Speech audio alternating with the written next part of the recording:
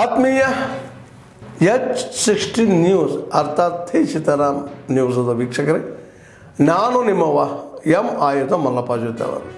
ತಾವು ಈಗ ಸುದ್ದಿಗಳ ಲೋಕಕ್ಕೆ ಎಂಟ್ರಿ ಹೊಡಿತಾ ಇದ್ದೀರಿ. ಈ ಸುದ್ದಿಗಳನ್ನು ಪ್ರತಿಯೊಂದು ನೋಡೋ ಜೊತೆಗೆ ನಿಮ್ಮ ಅಭಿಪ್ರಾಯಗಳನ್ನು ಹಂಚ್ತಾ ಇರ್ರಿ. ಯಾಕಂದರೆ ಈ ಸುದ್ದಿಗಳು ನಿಮಗಾಗಿ, ನಿಮ್ಮ ಬದುಕಿಗಾಗಿ, ನಿಮ್ಮ ವೈಚಾರಿಕೆಗಾಗಿ, ನಿಮ್ಮ ತಿಳುವಳಿಕೆಗಾಗಿ ಅನ್ನೋದು ನಿಮಗೂ ಗೊತ್ತು. ಜೊತೆಗೆ ನಮಗೂ ನಿಮ್ಮೊಂದಿಗೆ ಇದೊಂದು ಮಾತಾಡುವಂಥ ಜೊತೆಗೆ ಸುದ್ದಿಗಳನ್ನು ಬಿಡುವಂಥ ಕೆಲಸ. ಈ ಕೆಲಸದಲ್ಲಿ ನಾವು ನಿಮ್ಮೊಂದಿಗಿದ್ದೀವಿ ಅಂತ ಹೇಳ್ತಾ ನೋಡ್ತಾ ಇರಿ ಸುದ್ದಿಗಳನ್ನು.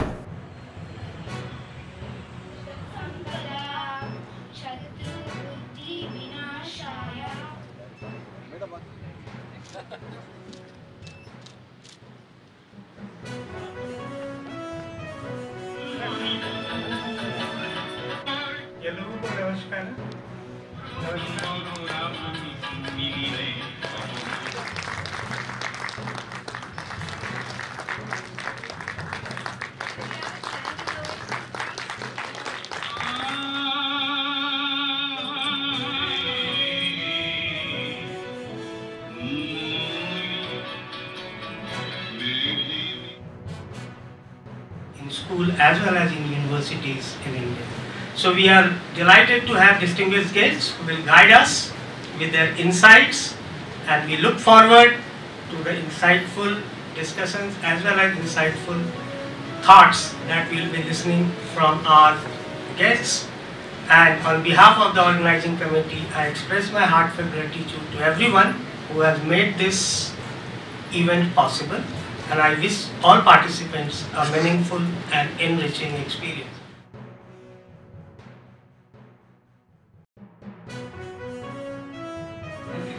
ಇನ್ನೊಂದು ಲೇಯರ್ ಬಿಚ್ಚಲಿಕ್ಕೆ ಸಾಧ್ಯವೇ ಇಲ್ಲ.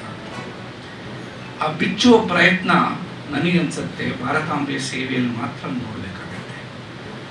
ಆ ಪ್ರಯತ್ನವನ್ನು ವಿವೇಕಾನಂದ ಕೇಂದ್ರ ಕೇವಲ ನಾರ್ತ್ ಈಸ್ಟಲ್ಲಿ ಮಾತ್ರ ಅಲ್ಲ, ಭಾಳ ಹೆಸರ ಬಂದಿರತಕ್ಕಂಥದ್ದು ನಾರ್ತ್ ಈಸ್ಟಿನ ಕೆಲಸ ಕಾರ್ಯಗಳಲ್ಲಿ ಮತ್ತು ನಮ್ಮ ಕನ್ಯಾಕುಮಾರಿಯಲ್ಲಿ. ಬಟ್ ಅದು ಪ್ರಯತ್ನ ಮಾಡ್ತಿರೋದನ್ನು ನೋಡಿದಾಗ ಈ ಥರ ಮೈಸೂರಿಗೂ ಆ ಪ್ರಯತ್ನವನ್ನು ತಗೊಂಡ್ಬಂದಿರ್ತಕ್ಕಂಥದ್ದು ತಮ್ಮೆಲ್ಲರಿಗೂ ವಂದಿಸಬೇಕಾಗುತ್ತೆ. ಕೇಂದ್ರ ಇನ್ಸ್ಟಿಟ್ಯೂಟ್ ಆಫ್ ಕಲ್ಚರ್, 4ನೇದು ವಿವೇಕಾನಂದ ಇಂಟರ್ನ್ಯಾಷನಲ್ ಫೌಂಡೇಶನ್. ಅಂದರೆ ನಮ್ಮ ಸತ್ವಗಳನ್ನು, ನಮ್ಮ ಯೋಚನೆಗಳನ್ನು ಬರೀ ಭಾರತದಲ್ಲೆಲ್ಲ ವಿಶ್ವಗುರು ಮಾಡಬೇಕಾದ್ರೆ ವಿಶ್ವದಲ್ಲಿ ನಮ್ಮ ಪ್ರಚಾರ ಇರಬೇಕು, ನಮ್ಮ ಅಸ್ತಿತ್ವ ಇರಬೇಕು. ಆ ವಿಚಾರದಲ್ಲಿ ಇಂಟರ್ನ್ಯಾಷನಲ್ ಫೌಂಡೇಶನ್. ಹಾಗೂ ಕೊನೆಯದಾಗಿ Vedantic application of yoga and management. ಇಂತಹ ನಮ್ಮ ಸಂಸ್ಕೃತಿ, ಸಂಸ್ಕಾರ, ನಮ್ಮ ಸತ್ವಗಳನ್ನು ರಿಸರ್ಚ್ ಮಾಡಿ ಬೆಳೆಸುವಂಥ ಕಾರ್ಯಕ್ರಮಗಳನ್ನು ಇದರಲ್ಲಿ ಮಾಡ್ತಾರೆ. ನ್ಯಾಮತಿ ಅವಳಿ ತಾಲೂಕಿನ ಸಮಸ್ತ ರೈತ ಬಾಂಧವರಲ್ಲಿ, ಸಾರ್ವಜನಿಕ ಬಂಧುಗಳಲ್ಲಿ, ಭಾರತೀಯ ಜನತಾ ಪಾರ್ಟಿಯ ಕಾರ್ಯಕರ್ತ ಮುಖಂಡರುಗಳಲ್ಲಿ ವಿನಂತಿಯನ್ನು ಮಾಡ್ತೀವಿ. ರಾಜ್ಯ ಸರ್ಕಾರದ ವೈಫಲ್ಯವನ್ನು ಖಂಡಿಸಿ ಭ್ರಷ್ಟಾಚಾರದ ವಿರುದ್ಧ, ಅಗತ್ಯ ವಸ್ತುಗಳ ಬೆಲೆ ಏರಿಕೆ ವಿರುದ್ಧ, ರೈತರುಗಳು ಬಾಂಧವರು ಬೆಳೆದಂಥ ಮೆಕ್ಕೆಜೋಳ, ಭತ್ತ ಖರೀದಿ ಕೇಂದ್ರ ಇದುವರೆಗೂ ಪ್ರಾರಂಭ ಮಾಡಿಲ್ಲ. ತಕ್ಷಣ ಖರೀದಿ ಕೇಂದ್ರ ಪ್ರಾರಂಭ ಮಾಡಬೇಕು. ತಾಲೂಕಿನ ರಸ್ತೆಗಳು, ಅವಳಿ ತಾಲೂಕಿನ ರಸ್ತೆಗಳು ಸಂಪೂರ್ಣ ಹಾಳಾಗಿದ್ದು ದುರಸ್ತಿ ಮಾಡಬೇಕು. BPL ಕಾರ್ಡ್ ರದ್ದು ಮಾಡಬಾರ್ದು. ಆಶ್ರಯ ಮನೆಗಳ ಹಣವನ್ನು ಬಿಡುಗಡೆ ಮಾಡಬೇಕು. ಅತಿವೃಷ್ಟಿಯಲ್ಲಿ ಮನೆಗಳಿಂದ ಕಳ್ಕೊಂಡಂಥವರಿಗೆ ನಾವು ಹಿಂದೆ ಸರ್ಕಾರ ಅಧಿಕಾರಿಗಿದ್ದಾಗ ಮಂಜೂರು ಮಾಡಿದ್ವಿ. ಇನ್ನೂ ಕೆಲವು ಫಲಾನುಭವಿಗಳಿಗೆ ಹಣ ಬಂದಿಲ್ಲ. ಪೂರ್ವಭಾವಿಯಾಗಿ ಸೋಮವಾರ ಬೆಳಗ್ಗೆ ನ್ಯಾಮತಿ ಆಂಜನೇಯ ಸ್ವಾಮಿ ದೇವಸ್ಥಾನದಲ್ಲಿ ಪೂಜೆಯನ್ನು ಸಲ್ಲಿಸಿ ಸೋಮವಾರ ಬೈಕ್ ರ್ಯಾಲಿ ಇರುತ್ತೆ. 17ನೇ ತಾರೀಕು ಸೋಮವಾರ. ಮತ್ತು ಹೊನ್ನಾಳಿಯಲ್ಲಿ 11:30ಕ್ಕೆ ನಮ್ಮ ಮನೆ ಹತ್ರ ಎಲ್ಲ ಭಾರತೀಯ ಜನತಾ ಪಾರ್ಟಿಯ ಮುಖಂಡರು, ಕಾರ್ಯಕರ್ತರು ಬರಬೇಕಾಗಿ ವಿನಂತಿ ಮಾಡ್ತೀವಿ.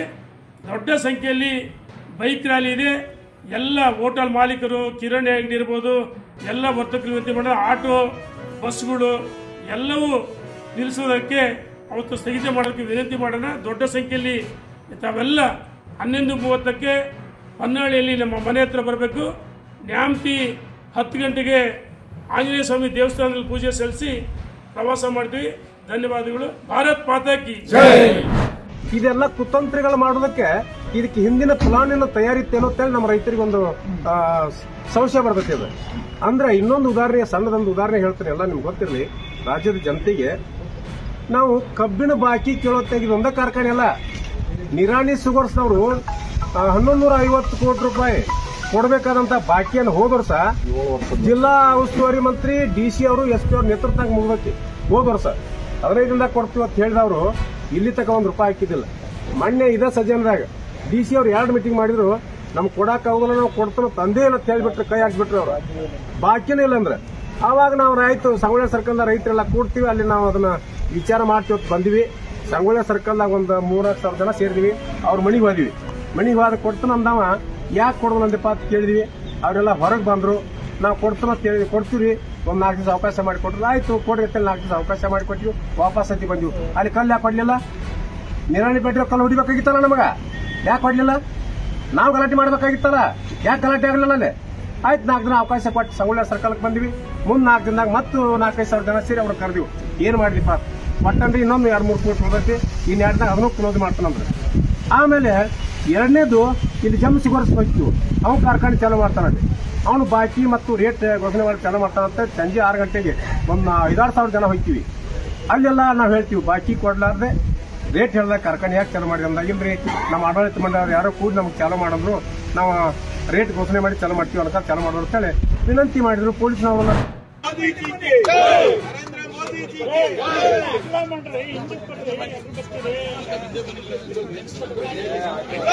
भारत माता के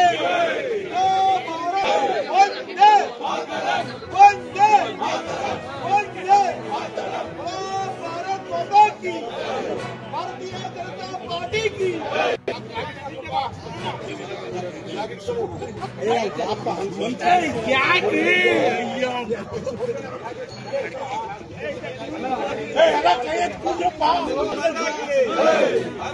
उदयना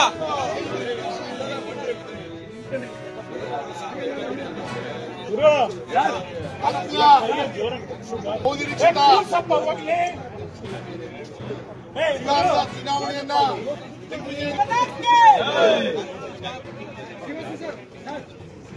भारत माता के, भारत माता के, भारतीय जनता पार्टी के, भारतीय जनता पार्टी के, नरेंद्र मोदी जी के, अमित शाह के, वंदे वंदे भारत माता के, इंडिया मैत्री कूटा के, इंडिया मैत्री कूटा के,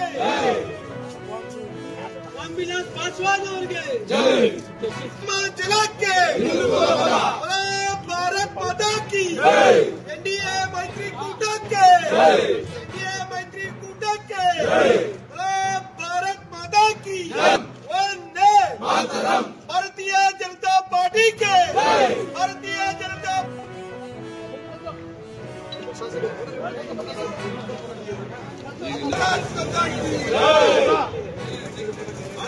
माता के, भारतीय जनता पार्टी के, नरेंद्र मोदी जी के, नरेंद्र मोदी जी के, अमित शाह जी के, नीतीश कुमार जी के, मैत्री कूट के,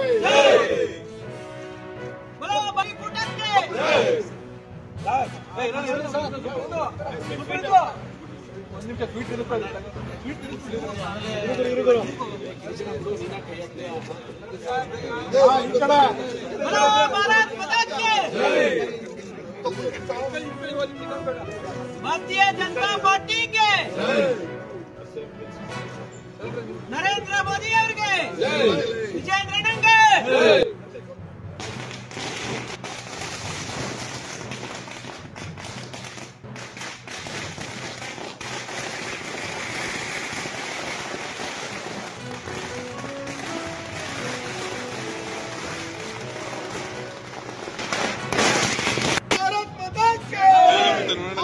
जनता पार्टी के, इंडिया मैत्री कूटा के। ಆತ್ಮೀಯರೇ, ಎಲ್ಲ ಸುದ್ದಿಗಳನ್ನು ನೋಡಿದ್ರಲ್ಲ, ಏನು ಅನಿಸ್ತು ನಿಮಗೆ?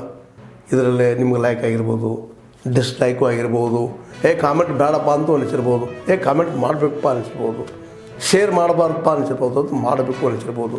ಏನಾದರೂ ಆಗಲಿ ಶೇರ್ ಮಾಡ್ತಾಯಿರಿ, ಈ ನ್ಯೂಸ್ಗಳನ್ನ ಹಂಚ್ತಾ ಇರಿ, ಜೊತೆಗೆ ಇದಕ್ಕೆ ಸಬ್ಸ್ಕ್ರೈಬ್ ಆಗ್ತಾಯಿರಿ ಅಂತ ಹೇಳ್ತಾ H16 ನ್ಯೂಸ್ ಅರ್ಥಾತ್ ಹೇ ಸೀತಾರಾಮ್, ಇದು ಸತ್ಯದ ಕೈಗೆ ನಡಿ. ವಂದನೆಗಳು.